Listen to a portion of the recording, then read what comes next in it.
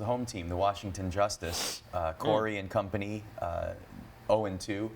Is it a cause for concern, Emily, that Washington had such a dismal weekend? No, I mean, I think the big series that Washington are going to want back is that London series, right? Oh, because man.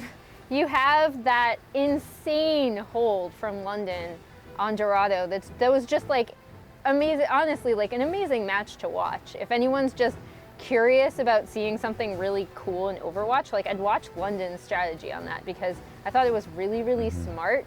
I think this London team is very dangerous because they will do things like this, and they're just a group of young, talented players that people don't really have a ton of expectations for. But I know some of the members of Washington were sick as well, which led to the Stratus tuba swap. I do think in order for this team to kind of be at their best, it does look like they really need Stratus's presence on there. He seems to have, just listening to him afterwards, he did a really great interview with Sideshow that I recommend people check out, but listening to him afterwards, he really sounds like he's an important part of their communication. I think ideally, despite the fact that Tuba's really talented, the ideal DPS line for Washington is the Corey Stratus duo.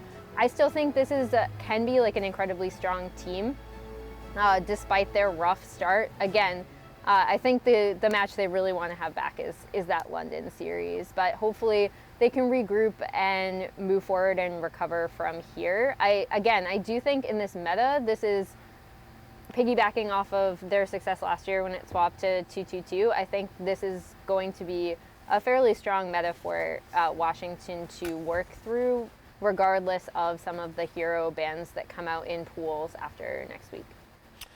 Absolutely, and shout out to Corey. Corey played really well in that entire match, specifically those first two maps. But I'm from Wisconsin. I haven't seen so much cheese in that third map since I came back. I feel like you sit on that line. Wow. I do. Okay. That was so much cheese. That hold was amazing. It was something that Washington obviously did not expect, could not overcome, and it allowed London to gain a little bit of momentum. And then London only had to push the payload 4.3 meters, an Overwatch League record.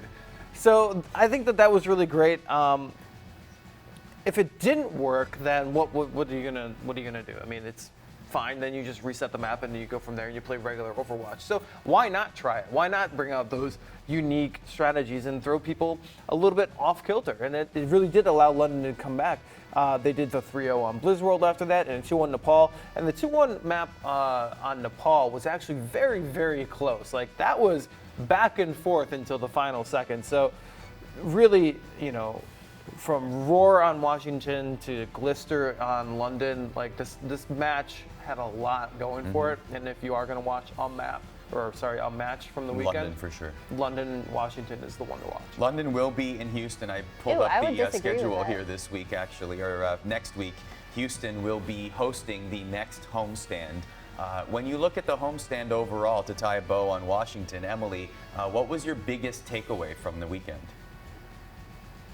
Oh man, I actually have so many. I really liked Hanbin. It was kind of obvious that from week one, the way they had their tank set up, that they were really just waiting for Paris Eternal. They were really just waiting for Hanbin to turn of age and plug him in, and I thought it worked really well. I also I disagree with the match of the weekend because we had a lot of really interesting matches.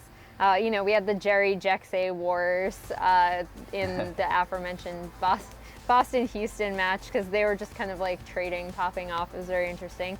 But the one I would watch is actually Fusion Toronto. I thought that match was really good. I think it was definitely the best Overwatch we saw all weekend.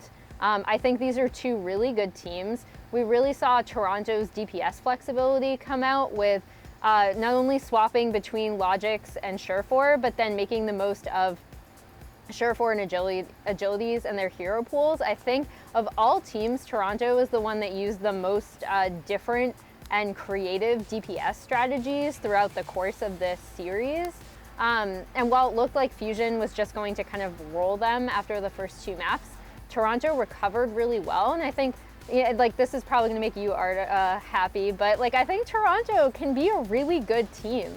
And so I'm looking forward to see how they continue to develop, because they gave Philly trouble, and Philly is looking like one of the best teams in the league right now. So watch that match.